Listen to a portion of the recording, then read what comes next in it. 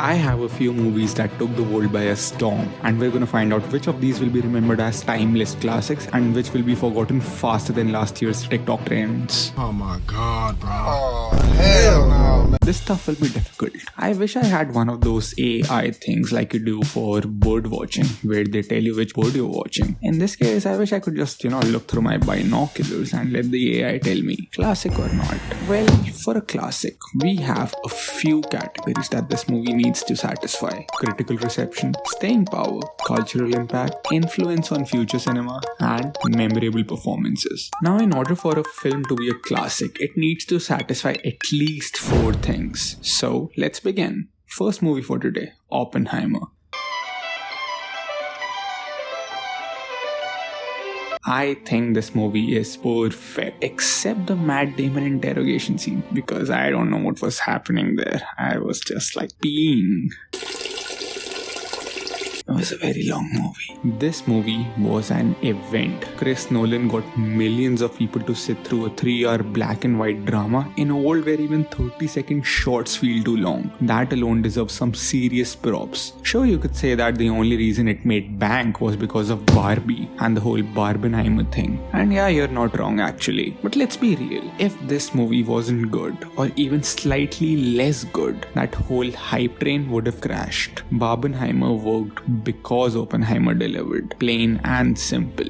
Cillian Murphy has been criminally underrated for most of his career. Sure, he had Peaky Blinders, but he never quite reached the full movie star status. Until now, his performance in Oppenheimer is a masterclass in control, calmness, and quiet devastation. He truly captured the emotional weight of creating the atomic bomb. And honestly, it's a performance you could put up there with the best of Daniel Day-Lewis. But it wasn't just Murphy who shined. Emily Blunt, Robert Downey Jr., Matt Damon, Florence Pugh, they all delivered incredible performances, elevating an already strong script. Not a single weak link in the entire cast, which is rare. And then there is Christopher Nolan. He has never been this good. In movies like Interstellar, The Dark Knight, and Inception, he always had a genre element to lean on. Whether it was a space, superheroes, or mind-bending action, there was always something to make the movies naturally engaging. But with Oppenheimer, it's different. This is pure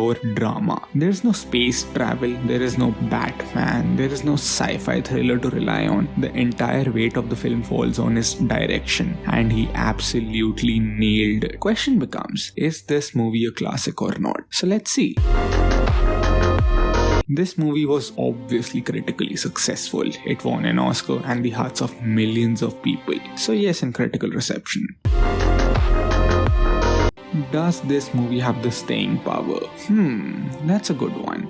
I think it does. I think people 20 to 30 years from now will be subscribing to Peacock to look up Oppenheimer and being like, damn, this shit hits. Still, I just recently watched it again and it feels as important as the day I watched it for the first time. So it gets a yes in this category as well. Cultural impact. It did have a huge cultural impact thanks to Barbenheimer phenomenon. Everybody was talking about it. Studios to this day are trying to recreate that whole shtick again, but it hasn't been that successful. So I would say this also gets a yes in this category. Influence. Yup, it was the most influential movie of the last 5 years. Not because it was a drama or a biopic. We've had numerous films like those, right? We have The King's Speech, we have, something else. I just can't think of anything right now. But we've had dramas like Oppenheimer before. The amount of money that this made is paving the way for a lot of studios to invest more money into gritty, important dramas like this. Studios aren't scared of making movies where people just talk, and we have Oppenheimer to thank for that. So it gets a yes in this one as well.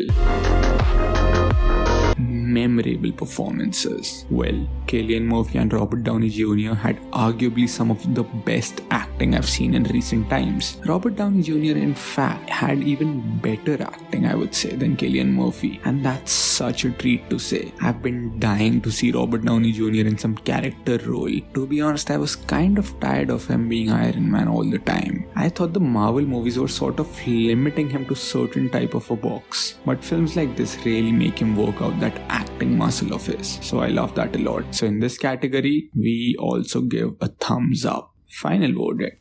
Yes, please. It's a classic, without a doubt. The Whale.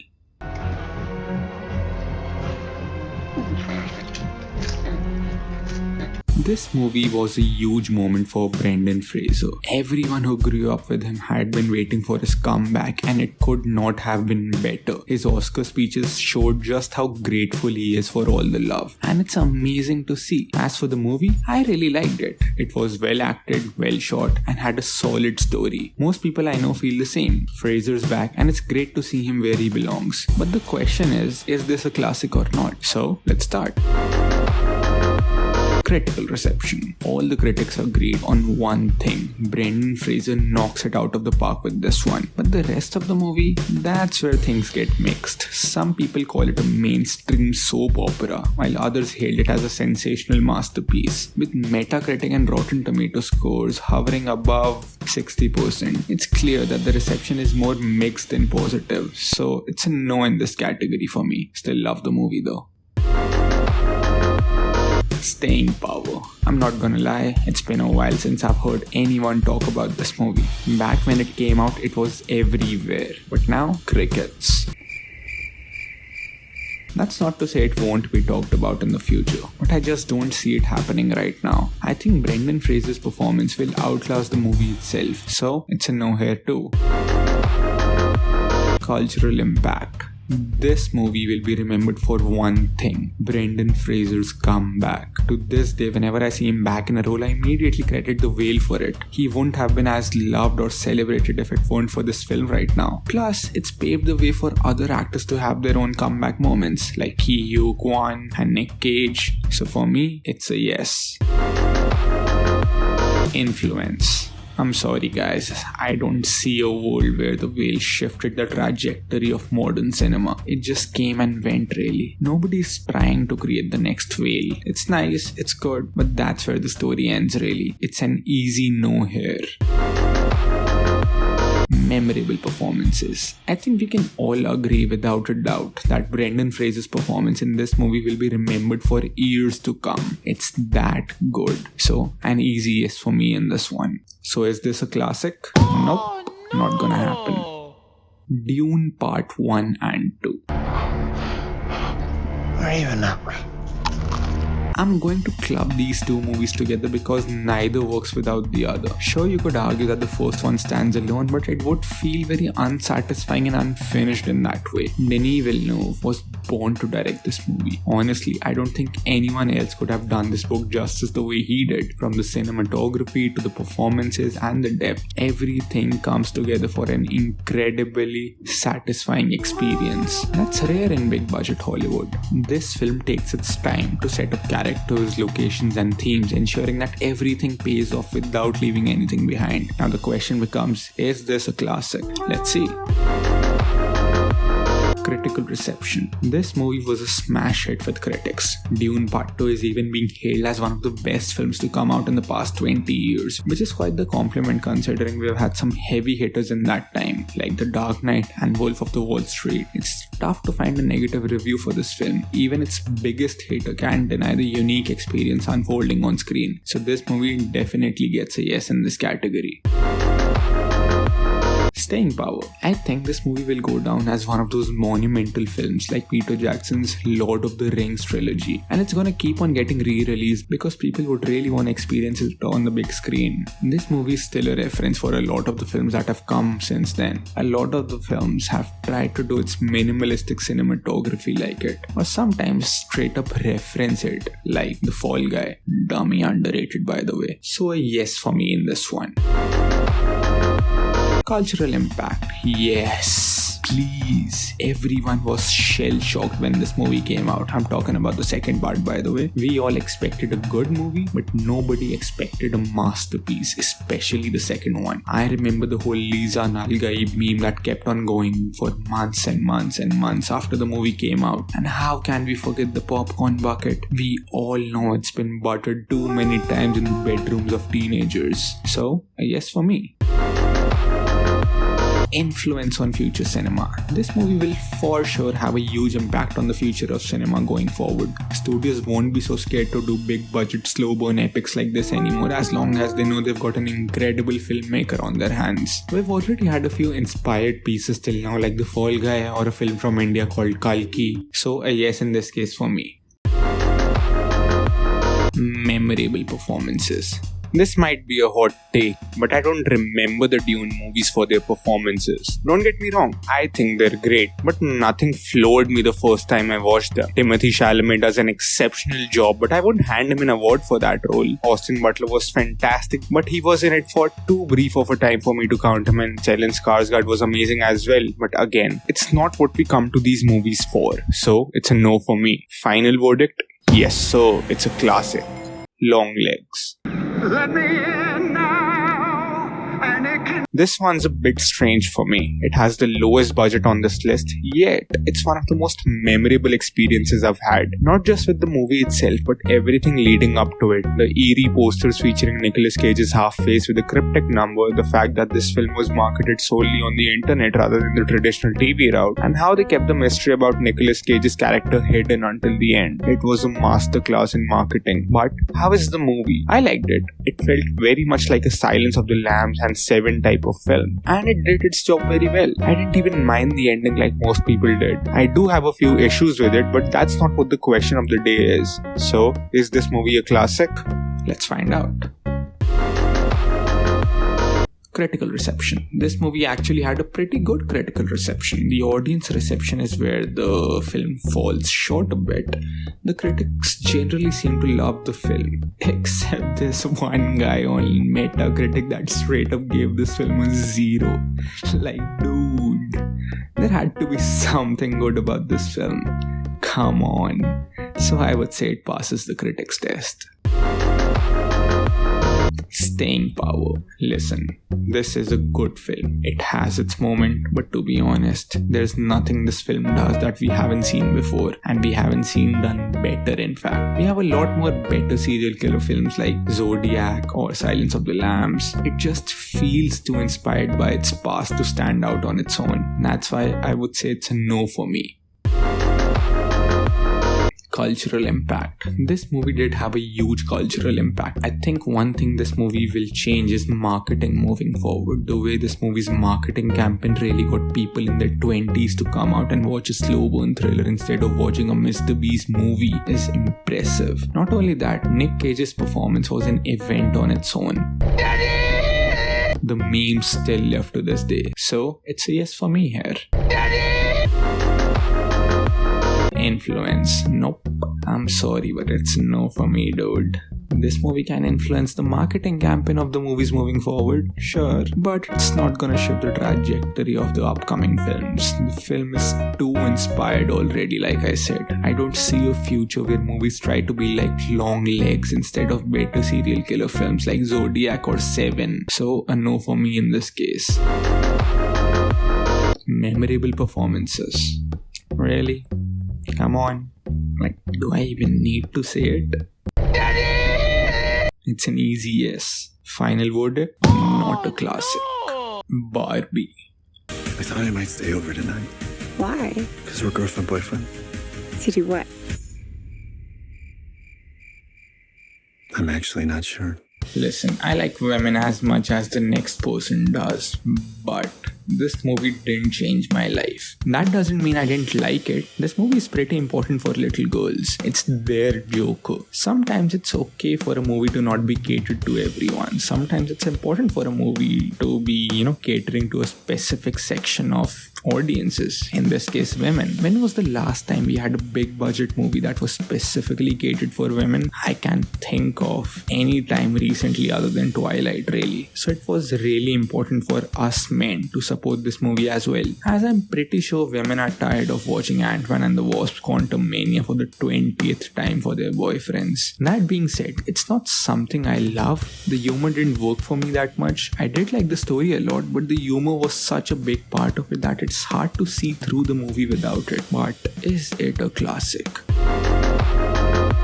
Critical reception. This movie, along with Oppenheimer, was loved by critics. It doesn't reach the highs of Oppenheimer, but it still was extremely popular among critics. It even went on to get nominated for numerous Oscars, including Best Picture. I do think, as much as certain people deny it, this movie was review bombed by a lot of Andrew Tate inspired fans. You gotta maintain that hustling nature, right? One of the funniest things I've seen in my life is a 40-year-old Ben Shapiro losing his mind over this Barbie and how it's trying to destroy all men or some shit, I don't know. That was hilarious. So, I'll give it a yes just for that actually.